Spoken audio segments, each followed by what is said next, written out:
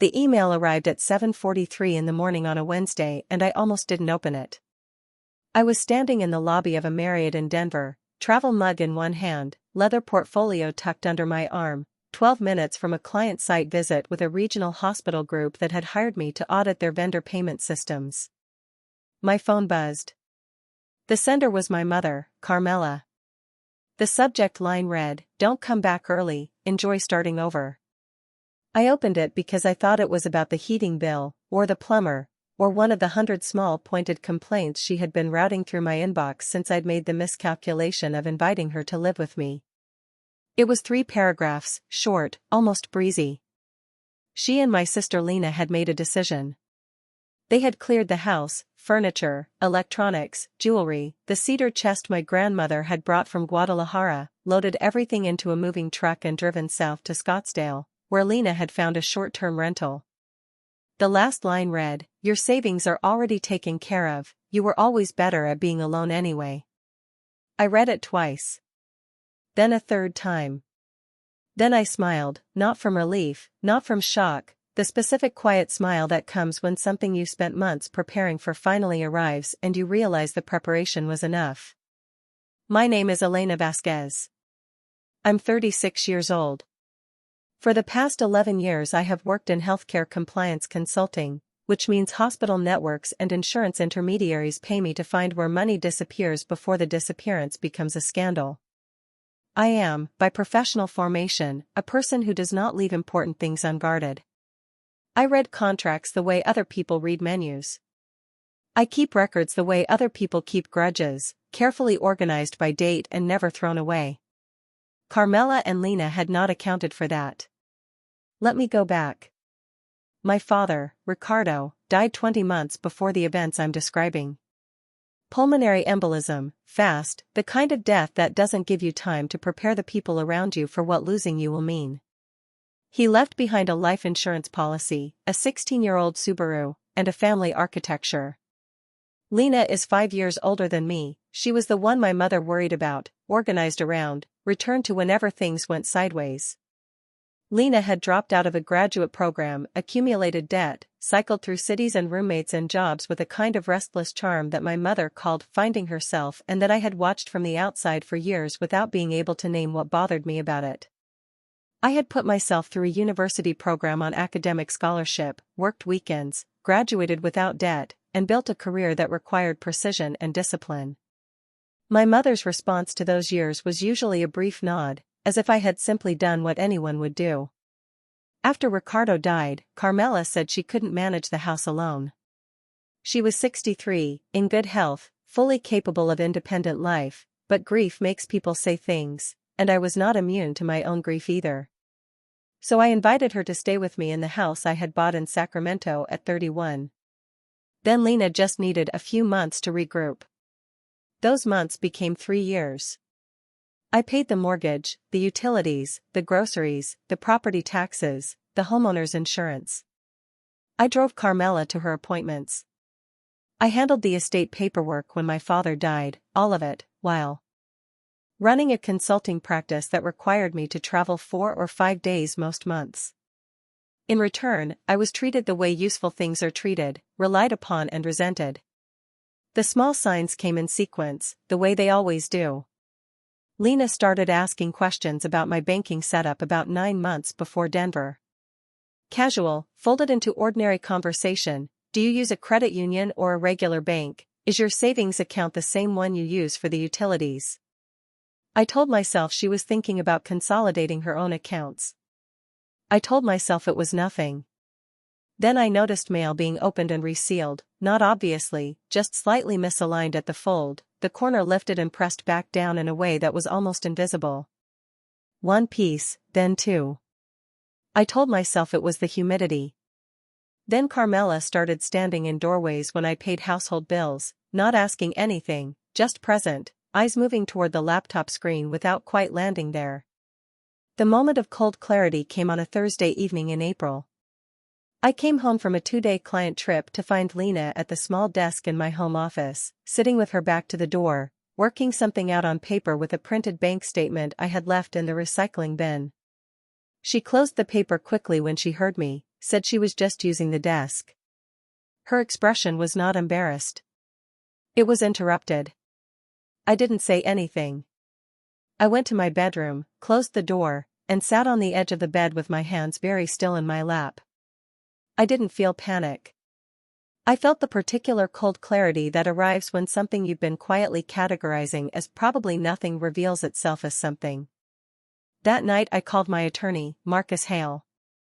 Marcus is 51, former banking litigator, now runs a private practice in Sacramento focused on asset protection and civil disputes. He has a deliberate, unrattled quality that makes chaotic situations feel containable. When I told him what I'd seen, he was quiet for a moment.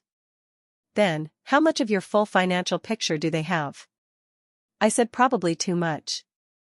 He said, then we start today. Not after. That was the beginning of 5 months of careful, quiet work. Marcus brought in a forensic accountant named Diana Norse, 15 years of experience in asset tracing and fraud documentation. She reviewed my records within a week and produced a 12-page report documenting unauthorized activity going back 8 months, small amounts, irregular intervals, from an account Carmela had limited access to for household expenses. The restructuring was methodical. The bulk of my savings was moved out of the account Carmela believed was my primary repository. What remained in the visible account was a structured holding balance, legitimate funds, but arranged so that any unauthorized transfer would create a documented paper trail across state lines, triggering federal statutes on wire fraud. I photographed every item of value in the house, serial numbers, purchase receipts, insurance valuations. Several pieces I suspected Lena had been appraising were quietly replaced with insured replicas, after Diana confirmed the appraisal research in the browsing history of the household tablet, which Lena used regularly and assumed was not monitored. It was monitored. I updated the security system to a private cloud backup they had no knowledge of, full audio and video coverage of the main entry, the living room, and the front exterior.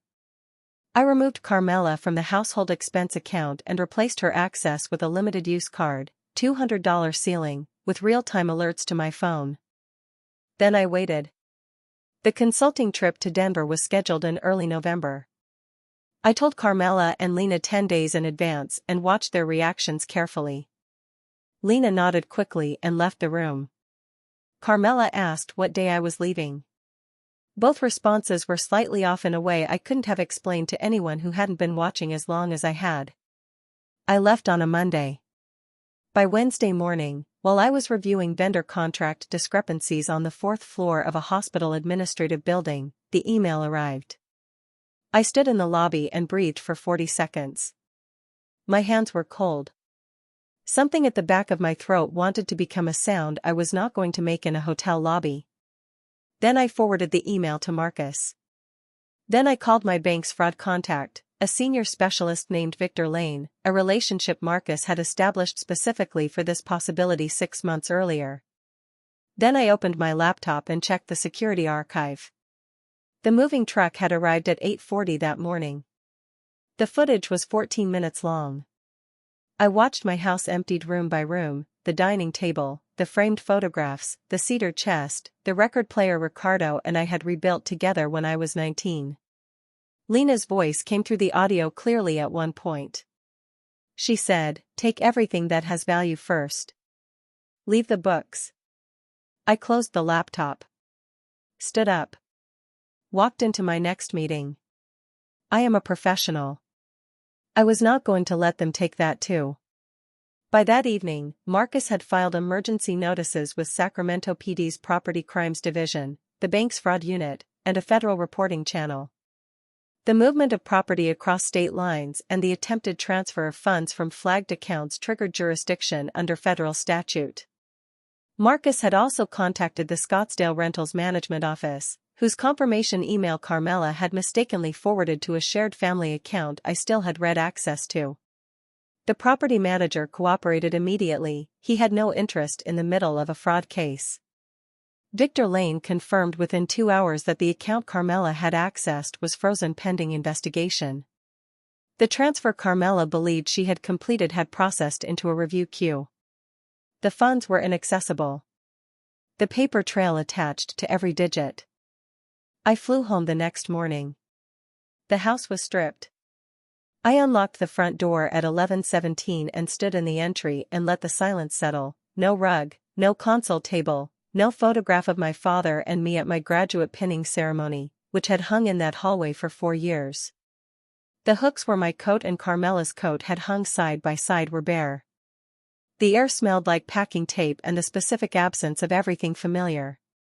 I put on latex gloves. Marcus had told me to treat the house as a potential evidence scene, and photographed every room, every empty bracket, every drawer left crooked. Carmela had left a printed note on the kitchen floor beside the open safe. She had taken the $800 in emergency cash I had placed there deliberately, along with documents formatted to look like account information. She had not looked under the bottom shelf. Taped there was a small index card in my handwriting that said, "Check the account names again." I photographed it in place, then peeled it off and put it in my bag. Then I poured a glass of water, because it was the one thing they hadn't taken that I needed right then. And I waited. Lena called first, at 6:58. I let it go. Carmela called at 7:40, then 7:43. On the fourth attempt, I answered. She skipped hello. Carmela has not said hello to me in years. I note that as documentation, not grievance, and launched straight in, her voice pitched high, tight. "What did you do? The card isn't working, the transfer is frozen, the rental office is asking about payment." I leaned against the stripped kitchen counter. Outside the window, a neighbor's sprinkler was running, a completely ordinary Thursday morning. "Help with what?" I said. "The accounts." "What accounts?" I said. "The ones that belong to me." Lena grabbed the phone. I could hear wind and traffic. "Stop playing games. Whatever you reported, undo it. We're here and it's your fault." "I didn't take anything," I said. "You did," she said. "You took my property. You emptied my house. And your mother sent me a written description of exactly what happened, with a subject line. That email was between family," Carmela shouted from somewhere behind her. I wrote that line on a notepad immediately after hanging up. Marcus laughed for a full 10 seconds when I read it to him. She had sent a written account of felony theft to my professional email address and believed it was a private family communication. What followed was not cinematic. Real legal processes are spreadsheets and scheduled calls and documents filed with exhibit numbers. My neighbor Rosa Mendez had seen the moving truck that morning and filmed 42 seconds on her phone, Lena clearly visible in the doorway, her voice audible on the clip. A detective named Vivian Reyes was assigned through Sacramento's Property Crimes Unit.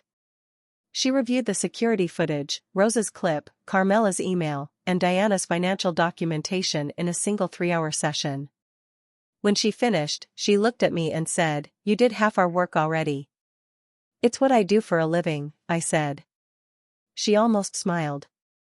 The civil settlement came 4 months later. Carmela's attorney negotiated it to avoid a full trial, structured repayment of misappropriated funds, return or replacement value for removed property, a formal acknowledgement filed with the case record that the removal had been unauthorized. Lena's separate restitution agreement included a probationary structure that would escalate to criminal charges if violated. Between the recovery, the insurance claim, and the restitution payments, I got back approximately 89% of what had been taken. Real life leaves dents. I rebuilt the house the way I'd always wanted it. Bought a dining table alone on a Saturday morning. Repainted the 2 back rooms.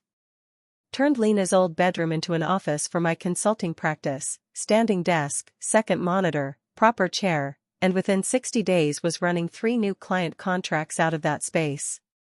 The room that had held 3 years of someone else's chaos and my own unreciprocated patience was now the room where I was building what came next.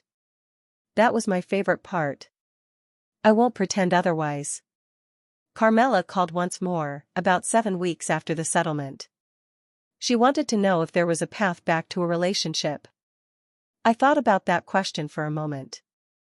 I thought about 11 years of being the one who paid and worked and showed up and managed and stayed. I thought about the calculator, the resealed mail, the doorway she stood in while I paid bills. I thought about the email, and her voice from a Scottsdale hotel lobby, saying she had just wanted Lena to have a real life, as though my life were a resource she was entitled to redirect. I don't know, I said. Not right now. She hung up first. Here's the only thing I'll say directly to you: I did not set a trap. That framing is how people who've been caught prefer to tell the story. What I did was notice, document, and protect myself from a threat I watched develop in my own home over nearly a year. What Carmela and Lena called a trap is just reality when you take something that doesn't belong to you, the records kept by the person you took it from. That is not cruelty. That is accounting. People who take from family depend on a single assumption above everything else: that love means you won't enforce what's yours. That you'll be too hurt to be methodical, too guilty to file a report, too afraid of being called cold to protect yourself. I had spent 36 years being taught that lesson. I had finally decided it wasn't one I needed to keep learning.